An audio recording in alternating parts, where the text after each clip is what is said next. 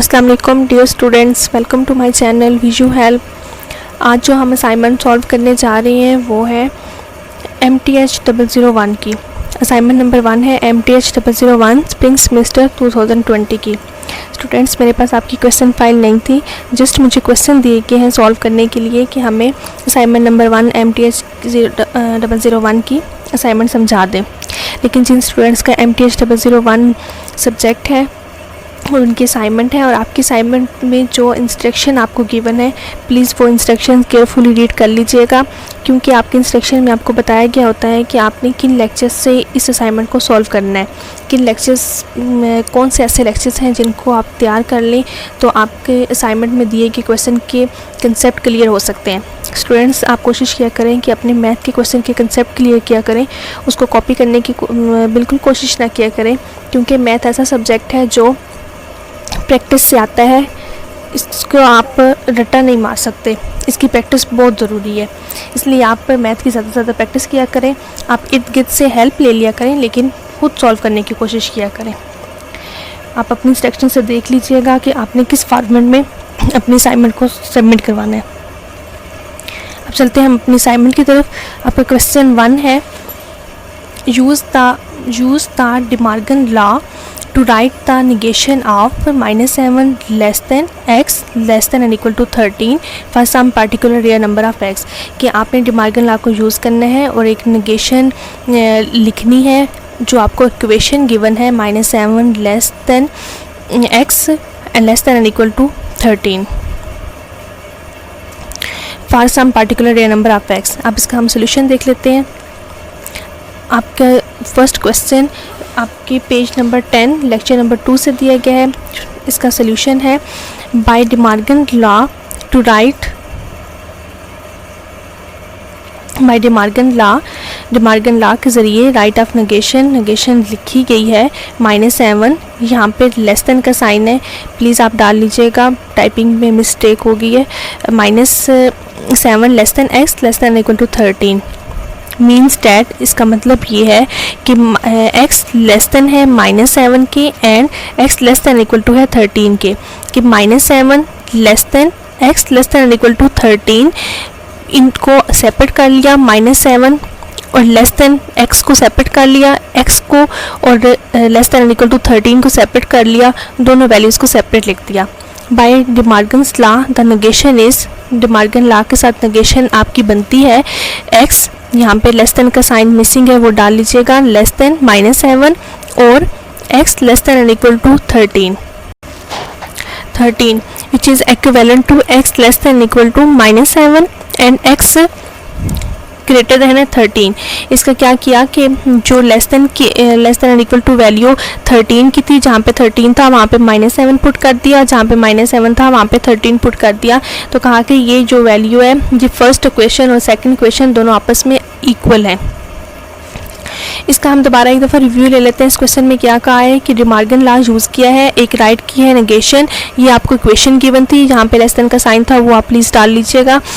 इसका मतलब क्या था कि जो फर्स्ट पार्ट x की -7 के साथ लेस देन के साथ वैल्यू थी उसको अलग कर लिया और जो सेकंड वाली वैल्यू थी उसको अलग कर दिया। फिर डिमार्गन लॉ के साथ नेगेशन फाइंड की, दोनों वैल्यूज़ को अलग अलग पुट कर दिया। उसके बाद जहाँ पे -7 था वहाँ पे 13 और जहाँ पे 13 था वहाँ पे -7, दोनों की आपस में प्लेसेस को एक्सचेंज कर दिया। तो कहा which is equivalent to x less than equal to -7 and x greater than 13।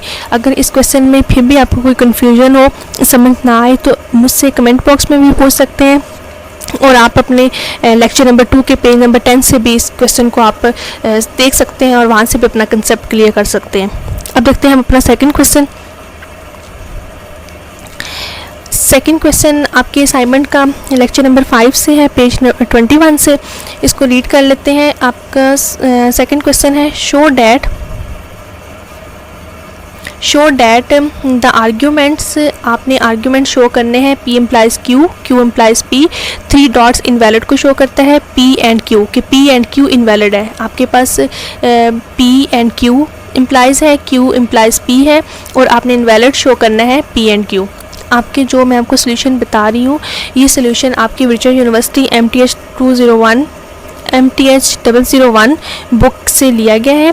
आप इसके कंसेप्ट क्लियर करने के लिए अपनी बुक से भी हेल्प ले सकते हैं। फर्स्ट क्वेश्चन आपका लेक्चर नंबर 2 से है और सेकंड क्वेश्चन आपका लेक्चर नंबर 5 से है। इसका सोल्यूशन देखें। इसके सोल्यूशन में आपकी वैल्यू, फर्स्ट कॉलम आपने P की वैल्यू लेनी है, सेकंड आपने Q की, P implies Q, Q implies P, और इनवैलिड का sign 3 dots P and Q। P and Q दो वैल्यूज़ हैं। अगर यहाँ पे R होता तो आप ट्रू 4 टाइम लेते, लेकिन यहाँ पे दो वैल्यूज़ हैं तो आपने 2 time true 2 time false. Q की value 1 time true false, true false. P implies Q कैसे फाइंड करते हैं? अगर दोनों वैल्यूज़ ट्रू होंगी तो ट्रू है, अगर वैल्यू ट्रू एंड फॉल्स है तो फॉल्स है, अगर फॉल्स और ट्रू है तो फिर ट्रू है, और फॉल्स फॉल्स ट्रू। अब ऐसे Q इम्प्लाइज P कैसे फाइंड करना है? आप Q को पहले और P को बाद में, दोनों की वैल्यूज ट्रू ट्रू तो ट्रू है, फॉल्स और ट्रू फॉल्स और true, false true false, false false false. अब यहाँ पे इनवैलिड का साइन जो है वो 3 डॉट जो है वैलिड को शो करता है। P एंड Q फाइंड करना है, P की वैल्यू लेनी है, Q की वैल्यू लेनी है और उनका एंड फाइंड करना है। True true true, true false true, false true, false false false false. ये आपका कंक्लूजन है जो आपने इनवैलिड फाइंड करना है। जो सी वैल्यू आपकी पहले उन्होंने बताई थी P इम्प्लाइज Q और Q इम्प्लाइज P, ये आपका प्रीमिसेस है, और जो आपने इनवैलिड शो कराना था वो आपका कंक्लूजन है। प्रीमिसेस और कंक्लूजन को मिला के जोन सी राह आपकी ट्रू होगी वो आपका क्रिटिकल पॉइंट होगा। जिस राह में एक भी फॉल आ गया, एक फॉल हो, 2 फॉल हो या फॉल्स हो, वो आपकी क्रिटिकल पॉइंट में इंक्लूड नहीं होगा। जिसमें तीनों प्रीमिसेस और कंक्लूजन जिसमें फुल राह ट्रू होगी वो वाली राह आपकी क्रिटिकल पॉइंट कहलाएगी। आपने इस क्वेश्चन में P एंड Q और फिर P इम्प्लाइज Q, फिर Q इम्प्लाइज P, और उसके बाद इनवैलिड के साइन को यूज़ करके invalid value P and Q find करनी थी, और फिर बताना था कि प्रीमिसेस और कंक्लूजन दोनों को मिला के जोन सी राह ट्रू होगी वो आपका क्रिटिकल पॉइंट होगा। जो आपके क्वेश्चन में P इम्प्लाइज Q और Q इम्प्लाइज P दिया गया था वो आपके प्रीमिसेस हैं, और जो इनवैलिड वैल्यू आपने शो कराई थी वो आपका कंक्लूजन है, और उस दोनों को मिलाने के बाद जो ट्रू राह थी वो आपकी क्रिटिकल पॉइंट थी। ये थी आपकी असाइनमेंट। अगर असाइनमेंट से रिलेटेड कोई भी क्वेश्चन हो, कोई भी कन्फ्यूजन हो तो कमेंट बॉक्स में मुझसे ज़रूर पूछिएगा। अगर मेरी वीडियो आपको पसंद आई हो तो मेरे चैनल को लाइक एंड सब्सक्राइब ज़रूर कीजिएगा। थैंक यू, अल्लाह हाफिज़।